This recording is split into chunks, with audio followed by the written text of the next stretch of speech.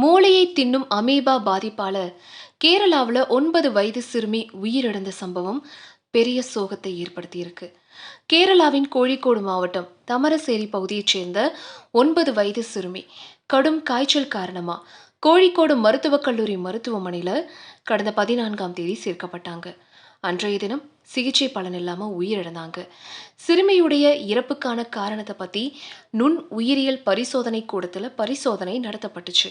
அப்போ சிறுமியுடைய மூளையில அரிய வகை அமீபா பாதிப்பு இருந்தது கண்டுபிடிக்கப்பட்டிருக்கு. மூளை திசுக்களை தின்னக்கூடிய இந்த அரிய வகை அமீபா மாசடைந்த ஏரி, குளம், ஆறுகள்ல இந்த வகை அமீபாக்கள் உயிர் வாழுங்க. ஸோ இந்த நீர்நிலைகள்ல குளிச்சாலோ மூளைவாதம் ஏற்படும் அபாயம் இருக்கிறதா சொல்லப்படுது.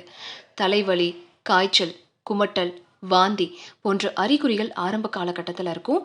பின்னாடி கழுத்து விரைப்பு, வலிப்பு, மாயத்தோற்றம், கோமா இந்த மாதிரியான அறிகுறிகளும் ஏற்படலாம். ஸோ சிகிச்சை ஒருவேளை ரொம்ப தாமதமாக ஆரம்பமானா கூட இறப்புக்கான வாய்ப்புகள் அதிகம் அப்படின்னு தேசிய சுகாதார நிறுவனம் தெரிவிச்சிருக்காங்க. பூஞ்சை காளான் மருந்துகளும் பிற சிகிச்சைகளும் இந்த நோய் தொற்றை கட்டுப்படுத்த ஹெல்ப் பண்ணுது. சுத்திகரிக்கப்படாத தண்ணீரில் நீச்சல் அடிக்கிறதையும் மூக்குக்குள்ளே தண்ணீர் செல்லாமல் பார்த்துக்கிறதும் ரொம்ப முக்கியங்க. ஸோ மூக்கில் நீர் செல்லும் வாய்ப்பு இருக்கிற இடங்களில் நம்மளுடைய மூக்கை மூடிக்கிட்டு நம்ம போகிறது ரொம்ப நல்லது, சேஃபும் கூட.